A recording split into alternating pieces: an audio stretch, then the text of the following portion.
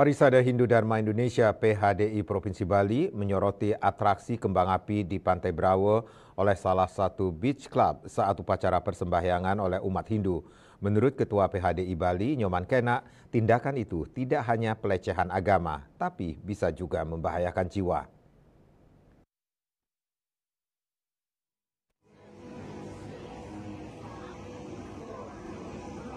Menurutnya dilansir dari kantor berita Antara Rabu 16 Oktober, atraksi ini tidak menghargai kegiatan umat.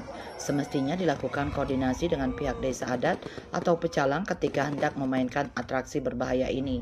Suara dentuman mercon dan kembang api ditambah musik dengan pengeras suara yang meriah itu juga dianggap mengganggu upacara persembahyangan yang membutuhkan fokus dan ketenangan. Setelah video yang menunjukkan ekspresi umat terkejut dan takut itu viral, PHDI Bali langsung mengutus jajarannya di Kabupaten Badung untuk menelusuri.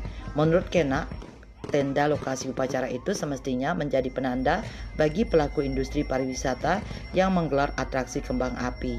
PHDI Bali berharap kejadian ini tak terulang lagi, sembari tetap tegas bahwa kegiatan atraksi serupa perlu izin. Ia mengingatkan bahwa pariwisata Bali adalah pariwisata budaya.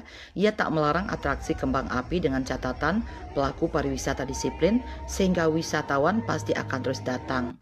Menyikapi beberapa waktu yang lalu adanya video viral di media sosial di mana pelaksanaan kegiatan ibadah di Pantai Brawe bertepatan juga dengan menyalanya kembang api. Hari ini Rabu 16 Oktober 2024, kami dari Polsek Utara beserta dari desa, pilihan adat, juga penyelenggara objek wisata pariwisata di Brawe sudah duduk bareng. Bali Post melaporkan.